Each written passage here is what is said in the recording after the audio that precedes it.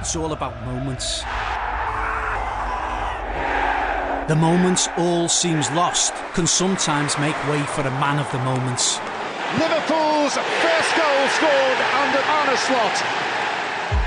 A good start. Arne Slot continues his 100% start. It couldn't have gone any better. But the yet to be tested It's enough, Cody Gakpo. soon turns into a statement of title intent. Mo Salah finds the net. Liverpool's lead on the scoreboard is now more formidable than ever. Who can stop them? Liverpool hit 6. Arne's class begins to shine through. If it was easy to win the league, everybody would do it. And moments of class, one by one, build momentum. A header from Virgil. A Trent Alexander-Arnold cross.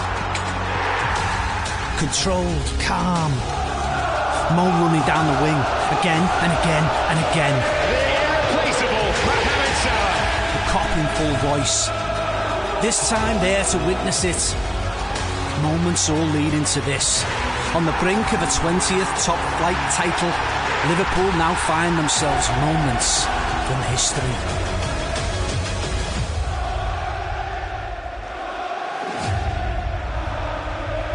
Liverpool on the brink. It's the end game for Arne Slot and company.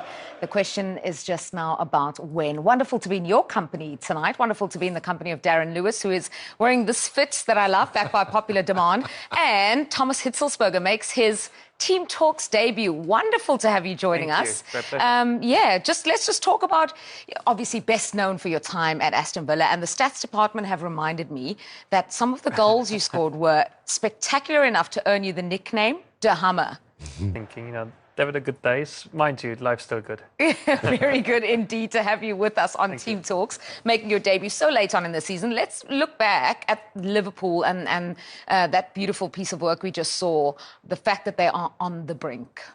They deserve it, all through the season they've been excellent.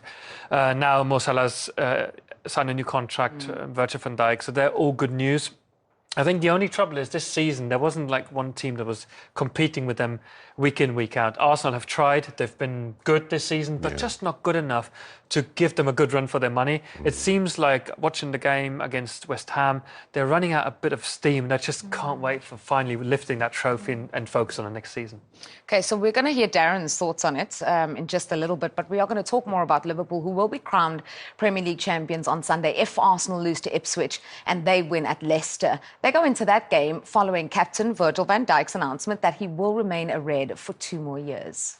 Cool. Yeah, it was always, that was the case. It was always in my head. It was always the plan, and it was always Liverpool. So it wasn't any doubt in my head that this is the place to be for me, for my family. I'm one of Liverpool. Someone called me the other day, adopted Scouser. So really proud to hear these things, and gives me a great feeling. Another week, another contract extension at Liverpool for a key player. Rank this one for us in terms of importance. It's probably the most important. Yes, you can score goals in any team, but if you don't have a good defensive base, then you really are going to struggle. And I think as far as Virgil van Dijk is concerned, he's one of the very best. I remember when I saw him for the first time playing for Celtic, and he looked like Gulliver. He was just towering over every other player on the pitch. Everything he did was so relaxed, so calm, so considered, but so precise. And he just looked like a Rolls Royce of a defender. He took that to Southampton as well, where, again, he was just way too good for the team that he was playing in, for the level that he was playing at. And ever since he's gone to Liverpool, you have seen the difference that he's made. That defence of the Premier League title that fell apart, it fell apart because he was injured in a Merseyside derby. Had he been fit and available, maybe they would have won back-to-back titles, and they wouldn't have had to wait as long as they have done for a second one. I'd say, of course, you're absolutely spot on. We can all look back and say how wonderful he was, Southampton and all the clubs he's played for. Liverpool Football Club, they have to predict now how good is he going to be over the next 2 years. How much is that worth? And that is always a big challenge. Now, of course, the fans love him. He's excellent, and I agree. played in the Premier League, but he's had injuries before. He's had an ACL injury, so if that happens again to him, that would be a big blow, and you know, hopefully it never happens again. But that's what is it worth? And those are the challenges a player past 30 years of age, and Mo Salah similarly. Mo Salah, we can always see when he takes the shirt off how fit he is. With Virgil van Dijk, I sense it's similar. You can only hope both players stay fit for a long time. I think the only thing I think about with both players is that Liverpool are a club that looks at the numbers, the data, to the nth degree. And they've made really good calls on players they've allowed to leave before, Fabinho, Sadio Mane and one or two others. I think as far as both these players are concerned, and if you look at the bigger picture, a lot of players have really proven their consistency deep into their 30s, both in the Premier League and beyond, obviously Cristiano Ronaldo being the ultimate one. And as far as defenders per se are concerned, I remember Arsene Wenger's back four in the late 90s that played deep into their mid-30s. Adam, Bold, Dixon, Keown. And I think John Terry played deep into his 30s as well. Rio Ferdinand did as well. So I think there are a number of examples where we can have that confidence. But the big rider, as you rightly say, is if he were to get another injury, what impact could that have? I just want to add one thing, going back to Mo Salah. With him, he's got such a big following. Nowadays, when you sign players or extend contracts, you don't just look at the performance on the pitch. He's like, how many people do they bring to the club? Yes. He's, correct me if I'm wrong, but the biggest sports star in Africa. Yes. So it's an easier decision, whereas Virgil van Dijk, you know, he's got a lot of fans around the world, but Mo Salah just stands out. He's such a big name. That's why I think it was easier with Mo Salah. Virgil van Dijk is like, if he's not playing, how much does he contribute to the club's success? Can he still influence the players, maybe the younger ones? But both players, I think it was a good decision, and I'm glad. If I was a Liverpool fan, I would be very happy to have both players for more years. How much is that commercial value that you're ultimately talking about? How much has this changed to when you were playing in the Premier League? We know that this is now a global brand. Every player is a global brand. The clubs themselves are also looking at shirt sales as much as they are value on the pitch. How much has that changed? Just give us some kind of idea.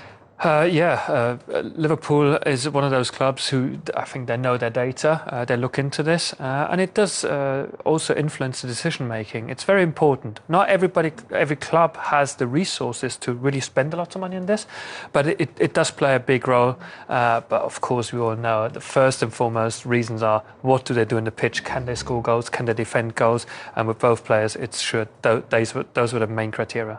Yeah, and you can understand why Liverpool went and recruited Virgil van Dijk, and the money they spent on him has made such a difference. And as the saying goes, defence wins you titles. The proof is in the pudding, obviously. You've both mentioned how excellent he is. Where does he rank, though, in terms of Premier League centre-backs and all-time greats? Well, I would think he's up alongside the likes of Rio, Vidic, Terry. I'd probably go with Terry alongside Terry, because Terry was a warrior. You'd have to carry him out on his shield.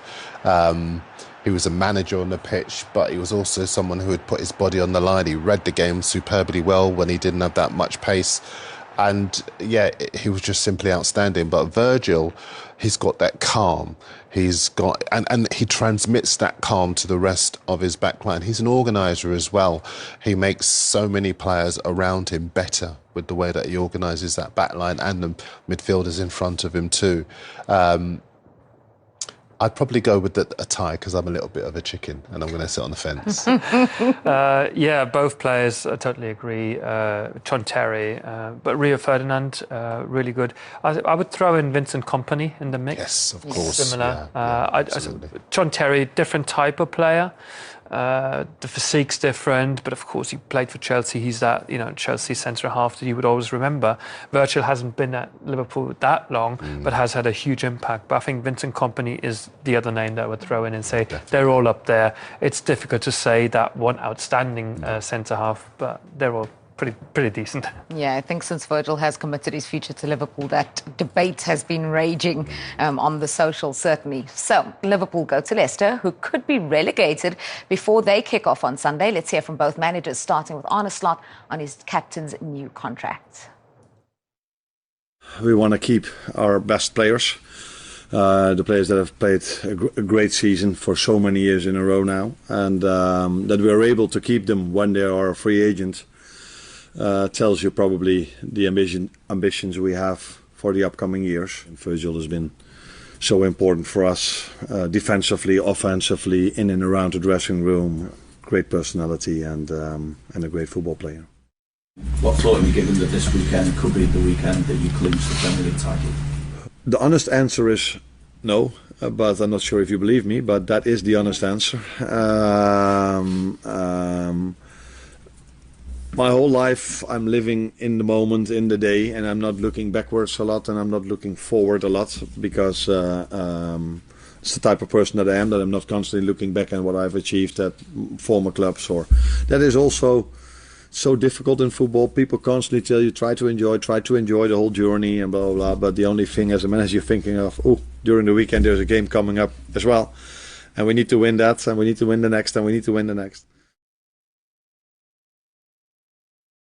We live in the reality, so you can see it coming, and we still keep going until mathematically done. But we're going to keep going anyway. As I told you, those 4 or 5 weeks and 6 games for us are huge. They are huge for every individual, and also for the future of this club.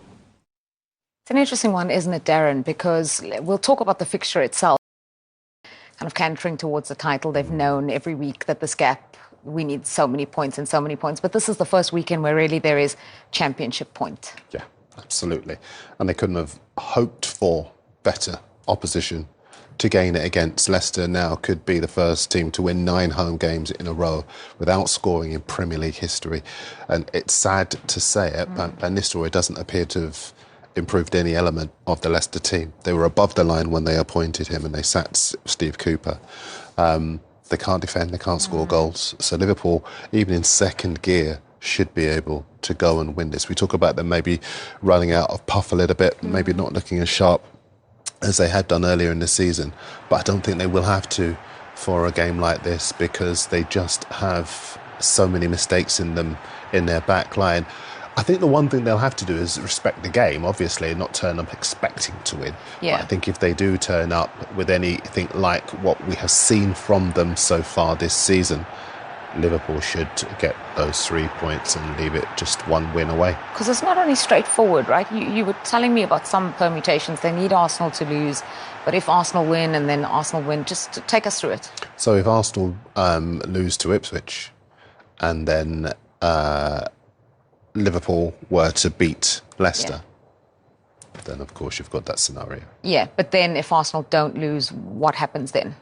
If Arsenal don't lose, then it continues, because obviously Arsenal have got a game on Wednesday night as well against Crystal Palace. Now we expect them to win that game as well. It is at the Emirates, and I think it will continue on to next weekend. But I think Liverpool are very much masters of their own destiny anyway, and I don't think they've not been a side that has wanted to rely on what anyone else does anyway. They are a side that gets a job done.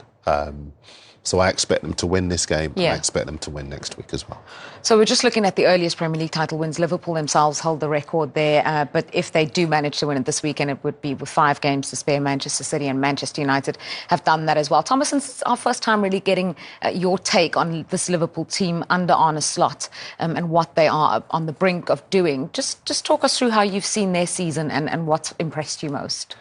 Well, to see Arne Slot coming in after Jurgen Klopp, who's been such a dominant figure as a manager. You know, I was there at the last game last season. I thought, this is really, really impressive what the club put on. They slowed down towards the end of the season. Think, what is Arne Slot going to do? The way he came in, the way he changed the style, it's more economical. It's nice to watch. I've been extremely impressed. It's just a shame what I said earlier. There hasn't been a team that really fought with them very, very hard. But nevertheless, they did what they had to do.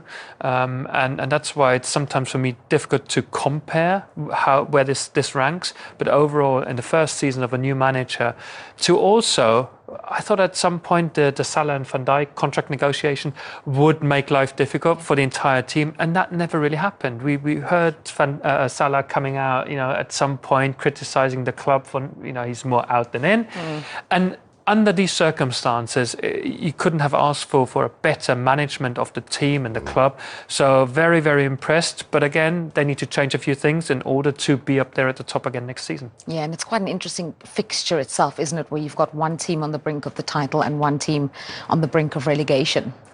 It is, but you've summed it up. You know, this Leicester side just does not look as if they were capable of doing a good job against Liverpool.